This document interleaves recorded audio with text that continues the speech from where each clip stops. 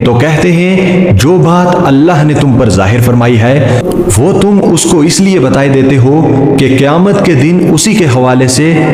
تمہارے پروردگار کے سامنے تم کو الزام دیں۔ کیا تم سمجھتے نہیں؟ کیا یہ لوگ یہ نہیں جانتے کہ جو کچھ یہ چھپاتے اور جو کچھ ظاہر کرتے ہیں اللہ کو سب معلوم ہے، اور بعض ان میں ان پڑھ ہیں کہ اپنے آرزوؤں کے سوا اللہ کی کتاب سے واقف ہی نہیں، اور وہ صرف اٹکل سے کام لیتے ہیں۔ سو ان لوگوں پر افسوس ہے جو اپنے ہاتھ سے کتاب لکھتے ہیں اور کہتے یہ ہیں کہ یہ اللہ کے پاس سے آئی ہے تاکہ اس کے عوض تھوڑی سی قیمت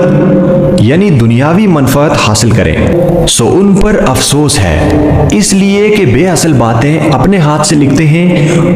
اور پھر ان پر افسوس ہے اس لیے کہ ایسے کام کرتے ہیں، اور کہتے ہیں کہ دوزخ کی آگ ہمیں چند روز کے سوا چھو ہی نہیں سکے گی۔ ان سے پوچھو کیا تم نے اللہ سے اقرار لے رکھا ہے کہ اللہ اپنے اقرار کے خلاف نہیں کرے گا، یا تم اللہ کے بارے میں ایسی باتیں کہتے ہو جن کا تمہیں مطلق علم نہیں؟ ہاں کیوں نہیں، جو برے کام کرے اور اس کے گناہ ہر طرف سے اس کو گھیر لیں تو ایسے لوگ دوزخ میں جانے والے ہیں اور وہ ہمیشہ اس میں جلتے رہیں گے، اور جو ایمان لائیں اور نیک کام کریں وہ جنت کے مالک ہوں گے اور ہمیشہ اس میں عیش کرتے رہیں گے۔ اور جب ہم نے بنی اسرائیل سے عہد لیا کہ اللہ کے سوا کسی کی عبادت نہ کرنا، اور ماں باپ اور رشتہ داروں اور یتیموں اور محتاجوں کے ساتھ بھلائی کرتے رہنا، اور لوگوں سے اچھی باتیں کہنا، اور نماز پڑھتے اور زکوٰۃ دیتے رہنا، تو چند آدمیوں کے سوا تم سب اس عہد سے منہ پھیر کر پلٹ گئے۔ اور جب ہم نے تم سے عہد لیا کہ آپس میں گشت و خون نہ کرنا اور اپنوں کو ان کے وطن سے نہ نکالنا،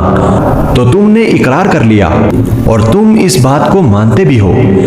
پھر تم وہی ہو کہ اپنوں کو قتل بھی کر دیتے ہو، اور اپنے میں سے بعض لوگوں پر گناہ اور ظلم سے چڑھائی کر کے